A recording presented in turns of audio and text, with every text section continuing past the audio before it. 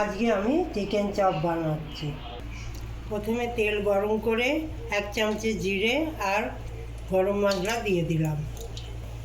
এবার পেঁয়াজ কুচি দিয়ে ভালো করে ভেজে নেব। পেঁয়াজটা ভালো করে ভেজে নিয়েছি। এবার আদা রসুন পেস্ট দিয়ে দিলাম। এবার গুঁড়ো মশলা দিয়ে ভালো করে কষিয়ে নেব। নুনও দিয়ে দিলাম। পেঁয়াজটা ভালো করে কষিয়ে নিয়েছি।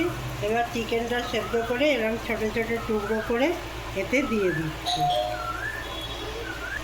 এবার আলু সেদ্ধ করে নুন দিয়ে মেখে রেখেছিলাম, এবার এটাও অর্ধেকটা দিয়ে দিচ্ছি।